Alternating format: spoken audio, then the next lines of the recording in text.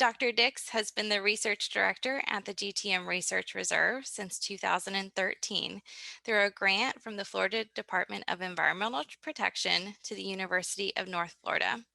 Her research interests involve understanding how estuaries respond to natural and anthropogenic change with the intent of informing natural resource management.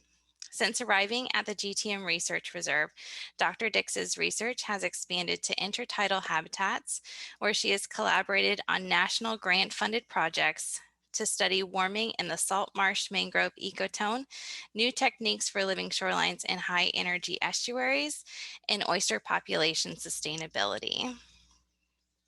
So with that, Dr. Dix, I will pass the virtual controls over to you, and we look forward to hearing about the state of the marshes in the Guana Tolomato Matanzas Estuary. Reserve Symposium with an overview of the state of our marshes. It'll be a big overview, but you'll hear lots more details in the talks after me. First, I want to acknowledge my co-authors, who are the people who do all the hard work of collecting the data, managing and summarizing all the long-term monitoring data that I'm going to share. So I'm going to start with a series of pictures that illustrate why we care about our marshes. So marshes in the research reserve specifically are important to us because they serve as living laboratories, which you will see definitely today. They also create training and job opportunities for people who want to be a part of their conservation. They are places where we teach about biodiversity and how we are all connected to nature. Vegetated shorelines also help prevent erosion to upland conservation lands and also private property. Tidal creeks connect marshes with the ocean, providing food and shelter for so many fish, crabs, and wildlife that people love. And of course, locals and tourists alike find adventure and peace in what are becoming more rare stretches of nature. So the reasons we care about marshes can be described as values, and I only touched on a few. And I like this diagram because it shows that the way we care about marshes, or how we feel about marshes, influences how we treat them, for better or worse. So human actions influence the structure of marshes. And by structure, I mean the spatial extent or the condition of the marsh. And these two boxes are where my talk will focus. So I'll start with a section on status and trends. And that is something that the reserves all around the country are good at. We do our best to track the condition of our major habitats like marshes. But we also work to build on that foundation with studies about the causes of change and designing solutions for habitat loss. So the second part of my talk will focus on threats to our marshes and opportunities for conservation. And I'll highlight some ongoing research projects that have to do with marsh conservation. And then, since I'm the research coordinator, I wanted to share my perspective on some research needs. I would be remiss if I didn't do that. So let's start with status and trends. The first way to look at the structure of marshes is to look at their spatial extent. So this is a habitat map developed for the reserve in 2019. If you want to see all the details about how that was created, you can see Mike Dixon's State of the Reserve presentation from that year. But the take home is that intertidal wetlands, or marshes and mangroves, are only second to open water in the reserve as far as spatial extent. So they're a big deal for us. And our first research need that I wanted to highlight is the fact that we don't have a great idea how the spatial extent of our marshes has changed over time historically. So that's one foundational need. And Alex North, who's talking later, and Scott Eastman are working with the NER system nationwide, trying to figure out the best way to take these habitat maps and detect change moving forward. So the other way of looking at structure in marshes is to observe the vegetation. So we have 6 sites throughout the reserve that we've been monitoring twice a year since 2012. And just another thanks to the GTM staff who worked hard to get the 2020 data ready in time for this presentation. Here's an example of one of our sites. This is Moses Creek. And at each site, we have 3 platforms. And we use platforms so we don't trample the marshes when we monitor them. At each one of these platforms, we have 5 vegetation monitoring plots that are a meter square. So we have 15 vegetation plots at each site. Also, I want you to notice that when these plots were installed, there was 1 vegetation plot at the water's edge on each platform. I'm going to come back to that later. And there's also 1 deep broad sediment or surface elevation table in the middle of each of these platforms, which I'll come back later to also. And just wanted to also point out that this picture is a good illustration that these marsh edge plots, as we call them, are they're good because they're getting, on the ground data on the vegetation, but they don't represent the whole marsh surface. So we do have some shore to upland transects at this site and other sites at the reserve, but it also points to the importance of remote sensing, like I just talked about. I'm not going to talk about the data from those shore to upland transects because we don't monitor them as frequently and there's not as much data yet, but that will be coming soon. So I'm going to show some data from all 6 sites, and this is percent cover of the different vegetation species, but also each site will have this dark blue line that represents the proportion of the plots that are unvegetated. So this is Pine Island. This is our most northern site, and it's also our least diverse. So it's mostly all Spartina alterniflora or smooth cordgrass. And you can see that the cover of Spartina has been relatively stable over time with some hints of increasing cover in the last year or 2. And Spartina is also dominant at the site to the south, Hat Island. But at that site, we also get a good mix of Baetis, which is a succulent. And that's reflective of this site's relatively higher elevation. Also pretty stable over time. At East Creek, which is south of the city of St. Augustine, we also have Spartina marsh mainly, but we also have a lot of black mangroves at that site. And you can tell that those are pretty variable at the site level every year. And then Moses Creek, where you saw the picture before, is mostly Spartina at those plots. It does look like we've been losing some Sarcocornia over the years in those plots. Palliser Creek and Washington Oaks, the 2 most southern sites, are the only sites that are not dominated by Spartina. So Palliser Creek is mainly a Juncus marsh, and it's got some Baetis mixed in, and it's got some Spartina on the edges.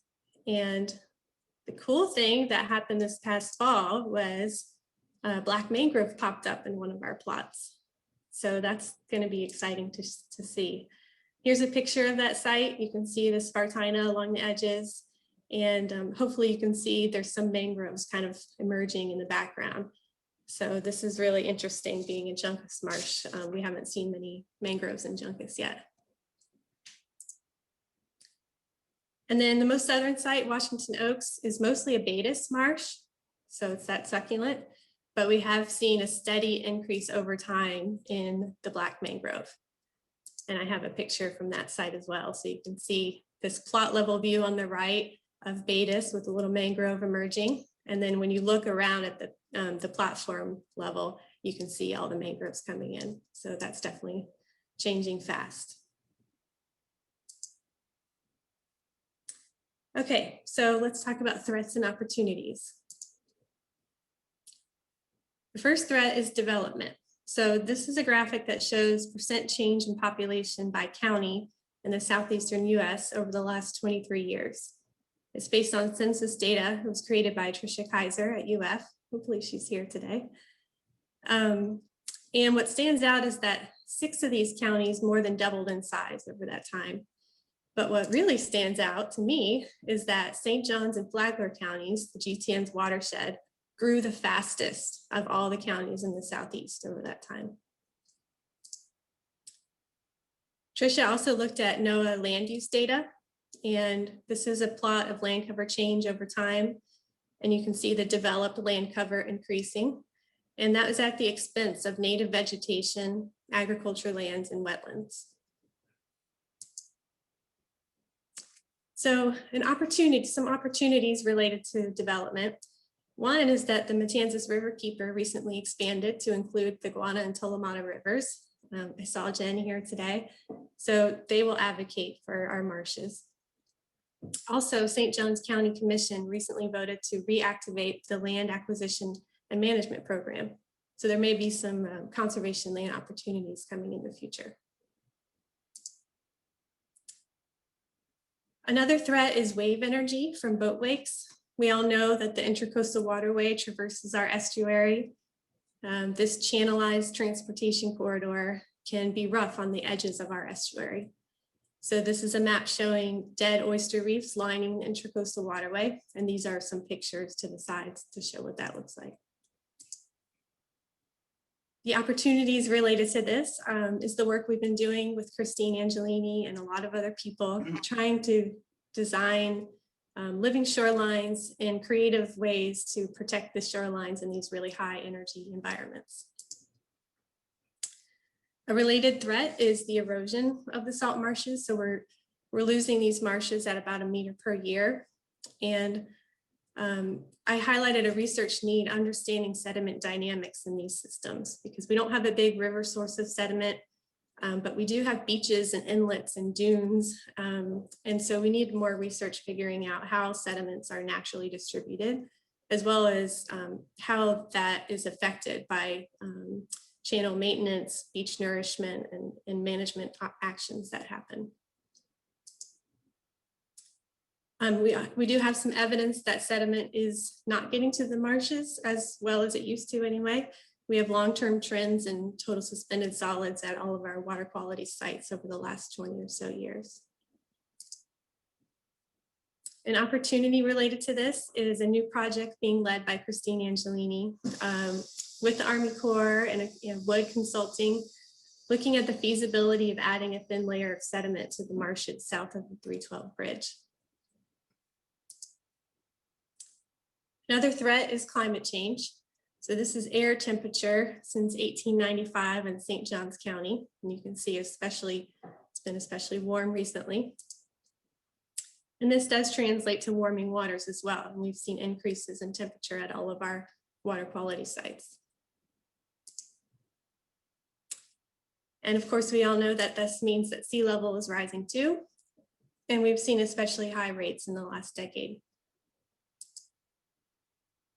So to look at how our marshes are faring with sea level rise, we can measure millimeter scale changes in the surface of the marsh using these surface elevation tables.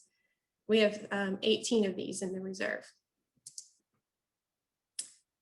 So these are the data from each one of those surface elevation tables. 3 minutes. Thank you. The x-axis is the rate of change in millimeters per year of each of those sets. This blue line is the long-term sea level rise rate, and this dashed line is the more recent 19-year sea level rise rate. So you can see that only 3 of our sets are gaining elevation faster than sea level is rising, and 10 of our sets are not keeping up with either rate. Both a threat and an opportunity is that mangroves are replacing salt marshes. It's a threat to the salt marsh itself, but it's an opportunity in that it seems like mangroves are better at keeping up with sea level rise and protecting us from storm surges. These are data from St. Johns River Water Management District's land use map. And I marked this as a research need because those maps so far are not to the scale appropriate for looking at emerging mangroves and the small shrubby ones that we get at this range edge. So we know that this green line is higher, but we don't know how much higher. You will hear a lot more about the opportunities related to mangroves and marshes, so I will just kind of fly through these. But you should know that we're working with coastal wetland managers in Northeast Florida, thinking about different solutions to elevation gain in our marshes. And finally, I just want to touch on eutrophication. I show this diagram a lot when I talk about water quality, but in this case, I'm marking this as a research need because we don't have a lot of information here on how excess nutrients affect our marshes. We do have some evidence of eutrophication. We have increasing trends in ammonium, total nitrogen, orthophosphate, and chlorophyll at some of our sites, but not all. And 6 of the water bodies in our watershed are considered impaired by the state's assessment program. So the potential for nutrients to harm marshes is illustrated by this study where they added nutrients to a marsh, and they found that roots grew less and organic matter decayed faster. So that causes marshes to collapse and creeks to widen. And I did say that I would come back to these marsh edge plots because we have indeed seen about 3/4 of our plots on the edges of the creeks have been lost over time.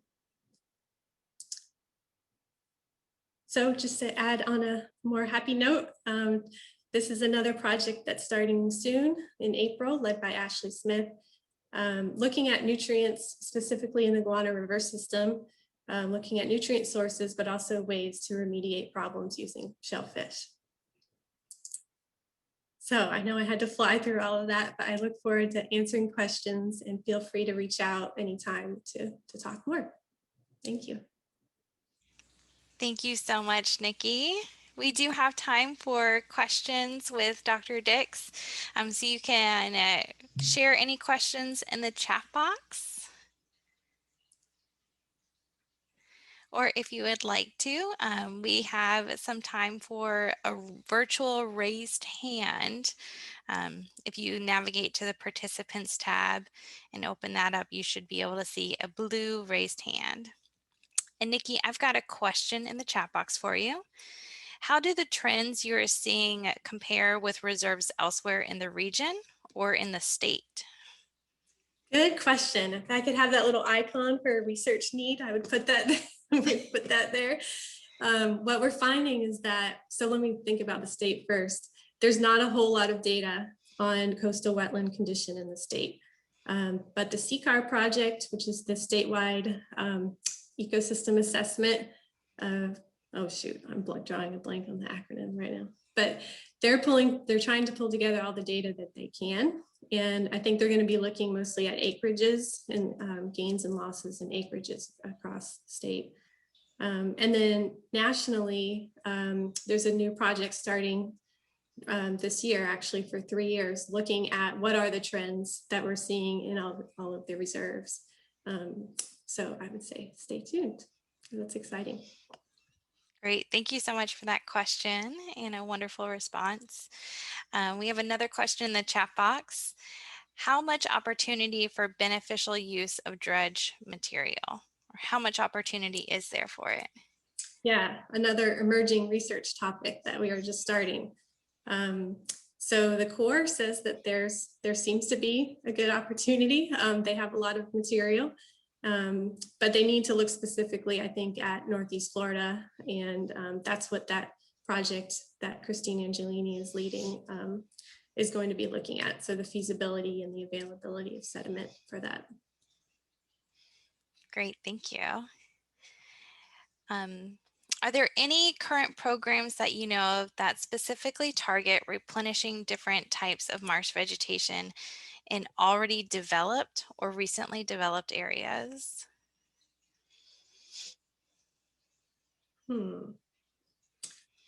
Well, the only thing that comes to mind really is living shorelines that have been kind of implemented in all around the state and country, really.